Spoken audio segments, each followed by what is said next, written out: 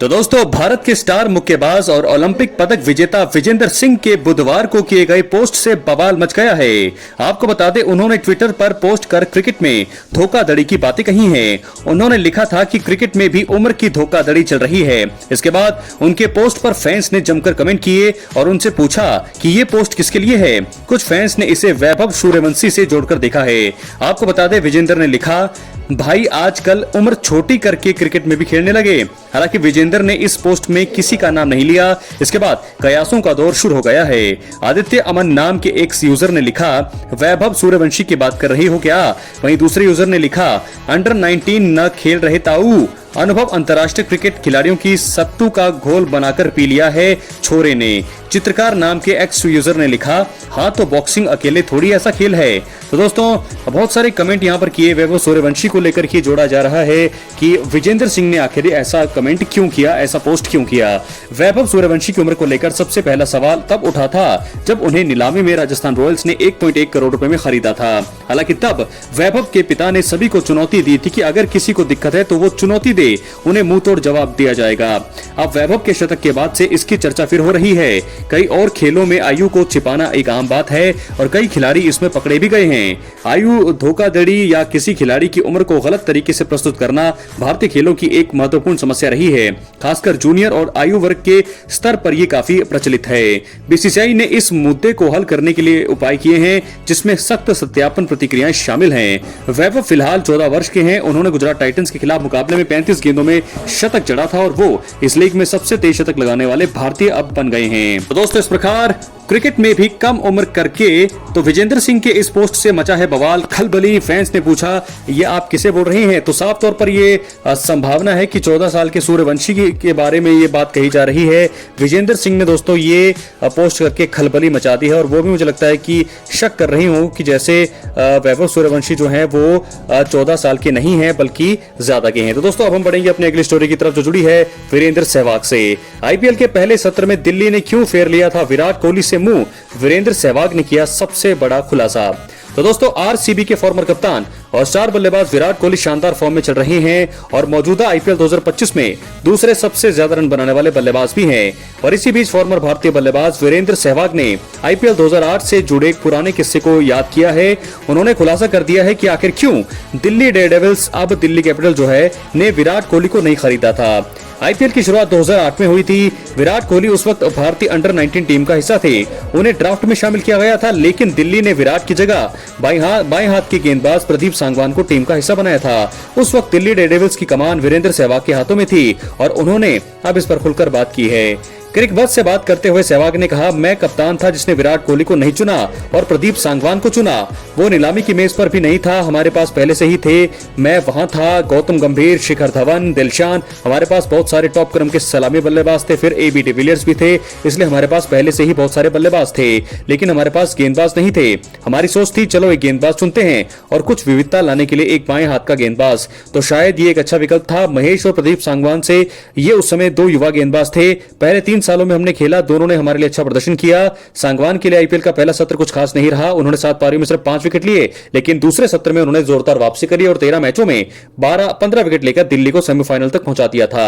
सांगवान ने आईपीएल में दिल्ली के कुल 3 सीजन खेले और 29 विकेट हासिल किए। तो वहीं दूसरी तरफ विराट कोहली इस टूर्नामेंट के सबसे ज्यादा रन बनाने वाले अब बल्लेबाज हैं। आरसीबी की कप्तानी कर चुके विराट कोहली, किंग कोहली, इकलौते ऐसे खिलाड़ी हैं जिन्होंने 18 सीजन में सिर्फ एक ही टीम से खेला है और वो है आरसीबी। तो दोस्तों, इस प्रकार क्यों नहीं चुना विराट कोहली को, ये बता दिया है वीरेंद्र सहवाग ने, क्योंकि विराट कोहली दिल्ली से आते हैं और दिल्ली डेयरडेविल्स ने उनको नहीं चुना था उस समय 2008 में और आरसीबी में गए थे विराट कोहली और तब से लेकर अब तक विराट कोहली आरसीबी के लिए ही खेल रहे हैं और इस समय आरसीबी क्या आईपीएल के इतिहास के सबसे ज्यादा रन बनाने वाले खिलाड़ी बन चुके हैं विराट कोहली। तो दोस्तों, प्रदीप सांगवान को चुना जो अब तो मुझे नजर ही नहीं आते हुए कि कहां है, क्या कर रहे हैं, लेकिन विराट कोहली का नाम आज क्रिकेट की दुनिया में सबसे ऊपर लिया जाता है। King Kohli, chase master Virat Kohli, ये नाम अब हर किसी की जुबान पर है। तो विराट कोहली को क्यों नहीं खरीदा आईपीएल में दिल्ली कैपिटल्स ने? वीरेंद्र सहवाग ने वो सारी चीजें वीरेंद्र सहवाग ने आपको बता दी हैं, खुलासा कर दिया है। दोस्तों क्या है आपकी राय? अपनी राय कमेंट बॉक्स में जरूर दें। चैनल पर नए हैं, सब्सक्राइब करने के बाद ऑल पर क्लिक करें, क्योंकि ये फ्री है और यहां आपको हर प्रकार की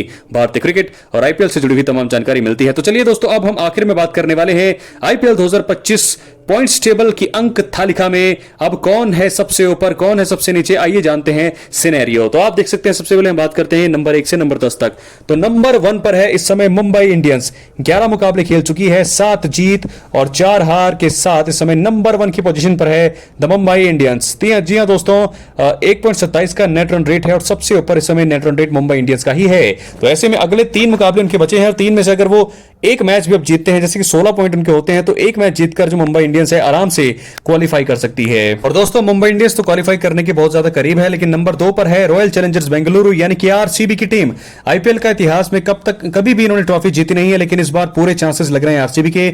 10 मैच, 7 जीत और 3 हार, 14 अंक इनके भी हैं, लेकिन नेट रन रेट मुंबई से थोड़ा कम है। तो ऐसे में आरसीबी को 4 में से अगले अपना सिर्फ एक ही मुकाबला जीतना है। एक मुकाबला जीतकर आराम से क्वालिफाई कर लेगी आरसीबी और मुझे लगता है कि आरसीबी के टॉप 2 में जाने के चांसेस भी हैं। नंबर 3 पर है पंजाब किंग्स, 10 मैच, 6 जीत, 3 हार, 13 अंक इनके नाम है और 0.20 का नेट रन रेट है। तो पंजाब किंग्स की टीम भी टॉप 2 और प्लेऑफ में पहुंचने के पूरे दावेदार है। गुजरात टाइटंस नंबर 4, 9 मैच, 6 जीत, 3 हार, 12 अंक। तो दोस्तों 5 मुकाबले गुजरात के बचे हैं, 5 में से सिर्फ 2 ही मैच अगर गुजरात जीत गई तो आराम से क्वालिफाई कर लेकर मुझे लगता है कि बहुत ही इजी है। गुजरात टाइटंस टॉप 2 में जा सकती है। मुझे तो इस समय ये जो टॉप 4 टीमें हैं यही नजर आ रही हैं जो आगे तक जाएंगी, लेकिन आईपीएल में कुछ भी हो सकता है। नंबर 5 पर है दिल्ली, 6 पर लखनऊ, 7 पे केकेआर, 8 पे राजस्थान बाहर हो गई है, 9 पे हैदराबाद और हैदराबाद की टीम भी बाहर है, 10 चेन्नई। दोस्तों आपको बता दें कि इस समय ऑफिशियल तौर पर हर आंकड़े के हिसाब से बाहर हुई है 2 टीमें, चेन्नई और राजस्थान रॉयल्स, क्योंकि अब 4 मुकाबले भी जीतती है चेन्नई अपने बचे हुए, तो 4 दूनी 8, 4 12 अंक होंगे, तो ये पर्याप्त नहीं है। और साथ साथ राजस्थान रॉयल्स के 3 मैच बचे हैं, 3 दूनी 6, 6 12 अंक पे ये भी नहीं पहुंच पाएंगे। हैदराबाद के पास 5 मैच बचे हैं, अगर 5 के 5 मुकाबले उन्होंने जीत लिए तब जाकर के वो जाएगी अगले राउंड में, यानी कि हैदराबाद को अगले 5 मुकाबले जीतने पड़ेंगे। एक भी मैच अगर वो हारती है तो बाहर हो जाएगी इस आईपीएल की अंक तालिका के प्लेऑफ से। केकेआर के पास मौका है, लखनऊ के पास भी मौका है, दिल्ली कैपिटल्स के पास भी मौका है, लेकिन देखना होगा कि कौन सी टीम जाएगी सबसे आगे। तो दोस्तों ऐसे में अगर पॉइंट्स टेबल देखें ताजा, तो मुंबई, आरसीबी, पंजाब, गुजरात टॉप पर हैं। दिल्ली के पास भी 4 मैच बचे हैं, 12 अंक उनके पास भी हैं, लेकिन मुझे देखना होगा कि क्या यहां पर दिल्ली कैपिटल्स आगे तक जाएगी। लखनऊ के पास भी इस समय बहुत सारी दुविधाएं हैं, लखनऊ भी लगातार मुकाबले हार रही है और केकेआर का भी सफर मुझे लगता है खत्म हो जाएगा। केकेआर ज्यादा आगे जा नहीं सकती क्योंकि 4 मैचों में से उन्हें कम से कम 3 मुकाबले जीतने होंगे।